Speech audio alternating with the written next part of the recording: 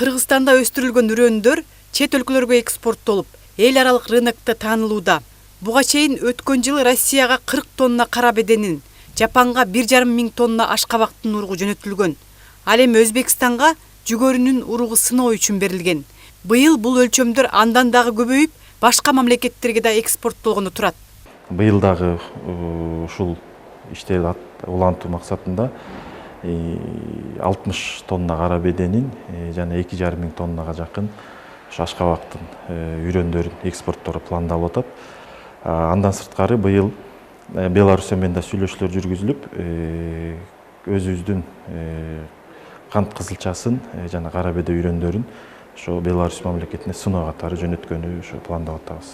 Айыл чарба өндүрүш товардык сервистик үрөнчүлүк чарба башкармалыгынын мүчөсү Талантбек Аккулаков Жайка уюму тарабынан тажрыйба алуу максатында Жапанга барган.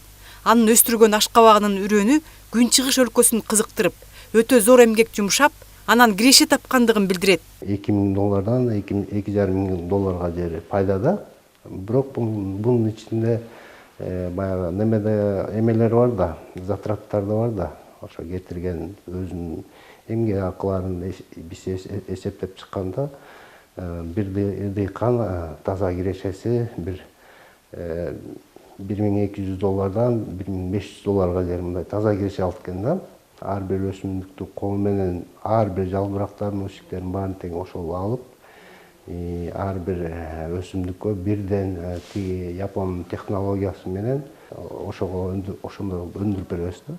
Сапаттуу үрөн өстүрүү анын эл аралык стандарттарга жараша даярдоодо, өнүмдүүлүгүнө, тазалыгына каралат. Ар бир өсүмдүктүкү өзүнүн стандарты бар. Мисалы айтканда, будай арпалардыкы 95тен ылдый болбош керек өнүмдүүлүгү. Мисалга дегенде, ошол баягы лотокко 100 үрөн салынат, ошо 100 үрөндүн 95 үрөнү өнүп чыгыш керек да. Бул мисалы бияк тарап. Мисалы тоолуу аймактарга ал жерде 93 деген стандарты бар да. Баягы 100төн 93 чыгыш керек дегендей. Жергиликтүү үрөндөрдү экспортко чыгаруу биздин өлкөнүн айыл чарбасын эл аралык рыноктарда таанытууда. Ошондой эле дыйкандарга кошумча киреше алуу мүмкүнчүлүгүн түзүү максатында жүргүзүлүүдө. Клара Кудайбергенова, Нурмухамед Дүйшөнбек уулу, УТРК Чүй.